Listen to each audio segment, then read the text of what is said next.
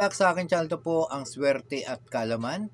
Ito naman ay isa sa mga magbibigay ng mga idea lang no sa mga tungkol sa mga swerte at malas no. Kung ikaw talaga ay minamalas, ay subukan mong wag mo nang gumawa ng mga bagay na mas lalo kang mabibigatan no, katulad sa pagsusugal. Ay kung sa tingin mo na malas ngayong araw at mabigat ang pagpasok ng pera sa iyo, ay huwag mo nang itutuloy kasi mas lalo mauubos yung pera mo. Kaya ngayon ay mapapanood natin kung paano daw matatanggal o maiwasan na magiging malas. Ito na nga ano, please po comment down below kayo, like at subscribe. Pakinggan natin. Ang malas ay ang kasulungan ng swerte. Kapag ikaw ay kinapitan nito, ay sigurado hindi mo magugustuhan. Tama. Kailangan mo kontrahin o gawan ng simpleng pamamaraan upang may taboy o mawala ang malas na kumakapit sa iyo. Yan. Paano nga ba? Kayo ay nag-a-apply ng trabaho. Bago ka mag-apply, ay gawin muna ang Hindi siya natanggap. upang matanggal ang malas at mas malaki ang tsansa na matanggap tayo sa trabaho ating ina-applyan. Ganon din po sa pagsusugal. Sa pagsusugal, mas maganda rin na gawin ito upang matanggal ang malas sa katawan para mas may tsansang manalo. Hindi ko po sinasabi kapag ginawa ninyo ito ay sigurado na matatanggap kayo sa ina-applyan ninyo kung manalo kayo sa sugal. Yun. Ito ay simpleng pamamaraan lamang upang matanggal ang malas na kumakapit sa iyo. Ang malas kasi ay isa sa mga dahilan kung bakit nahihirapan tayo makahanap ng trabaho. Yun. Ganun din po sa sugal, mahihirapan po tayong manalo kapag ikaw ay minamalas. Kung gagawin mo ang pamamaraang ito, ito po ang mga kagamitang kailangan. Kailangan mo po ng isang kutsarang asin at isang balding tubig.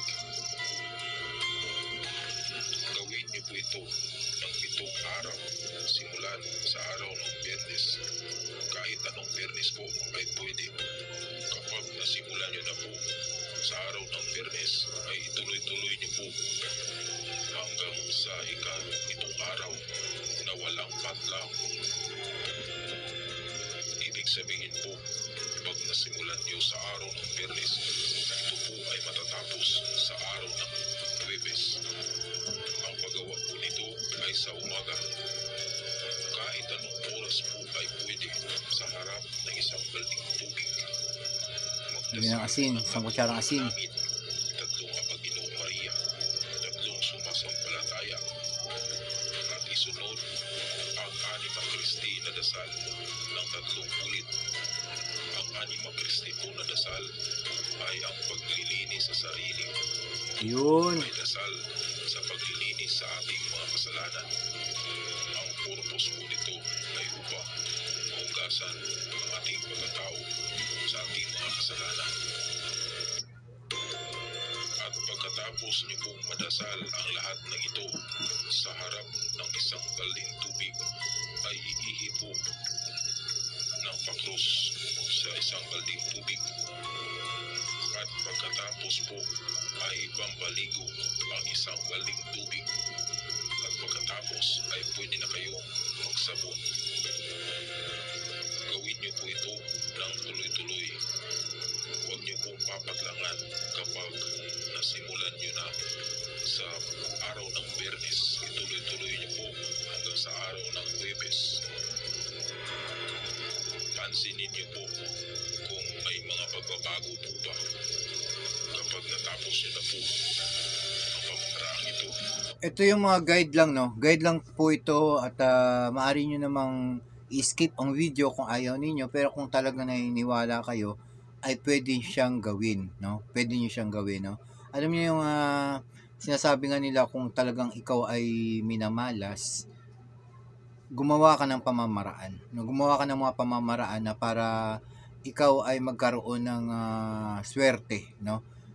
Kontrahin mo kumbaga. I-try mo ito, ipapaligo mo lang ng isang balding tubig, lagay mo ng isang kutsarang asin, no? Tatlong ama namin, tatlong mahal Aba Maria, tsaka yung sumasampalataya, tatlo din. At meron siyang ibibigay na ritual, no? Para sa hindi ko pa alam kung anong ritual 'yon, para sa pangontra, para daw sa paglilinis ng iyong sarili, no, yung gagawin na ito.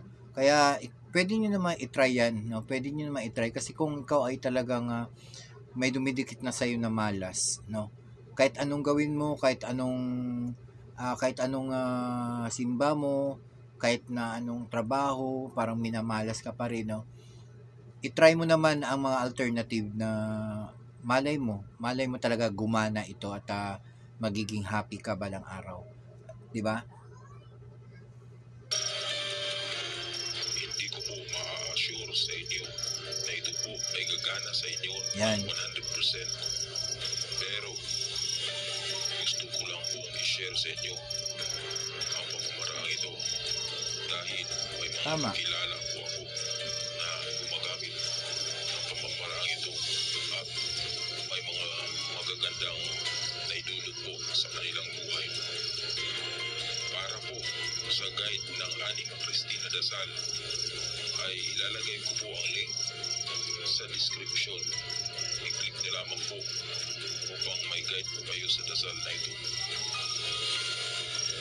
Para po sa ibang mga kalaman, orasyon, mutya, pangdepensa, pampaswerte, gayuman, liisbala, tagagulat, at iba pa po. Kasi yung yung mga pagkakataon na kung minsan ay wala ka na masasandalan, kahit anong gawin mo, no, kung minsan pamilya mo pa nga, kung minsan kinukontra ka, kaibigan, kung minsan mas maganda na lang yung ikaw na lang sa sarili mo, tulungan mo yung sa sarili mo, kasi minsan humihingi ka ng mga payo sa ibang tao, parang mas nilalayuan ka o di kaya ayaw ka naman bigyan ng pansin.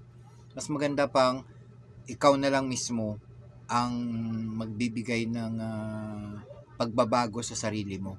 Hindi mo na kumbaga kinakailangan pa na meron pa magsasabi sa iyo o magtanong ka. Hindi mo na kailangan, kundi gumawa ka ng sarili mong pamamaraan, no? Gumawa ka ng research kung paano matatanggal ang kamalasan, no? Para naman sa pagbabago ng sarili mo. Ako din ay gumagawa rin ako ng sarili kong pamamaraan kung paano mapabago ang lahat.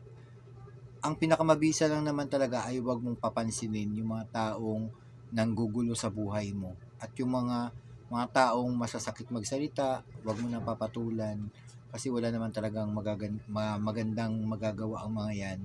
Ignore nyo na lang po kasi mas lalong iinit ang ulo mo, bibigat ang kalooban mo, mas magdagdag ng kamalasan yan sa buhay mo kung papansinin mo.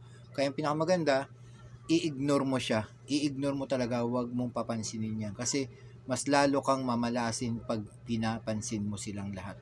No?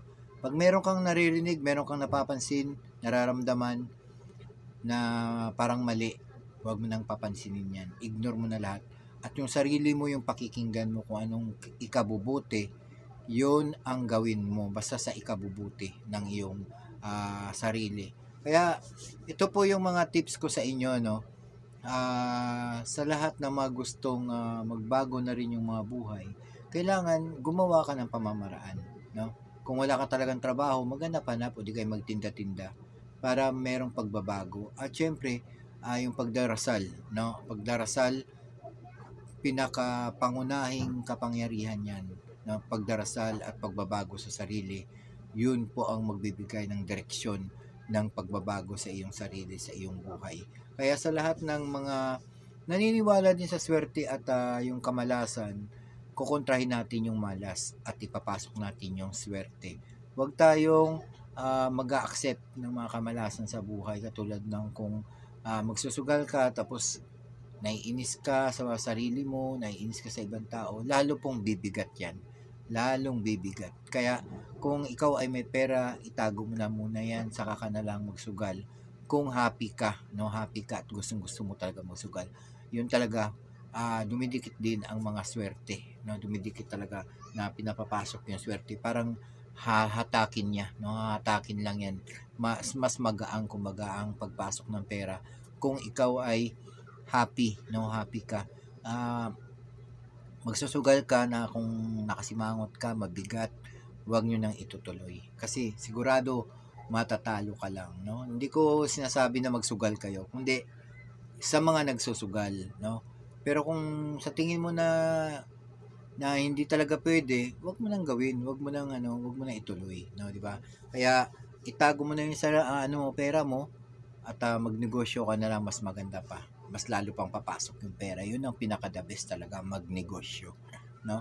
At sa lahat po, mag-subscribe na kayo. Ito po ang inyong swerte at kaalaman. Maraming salamat.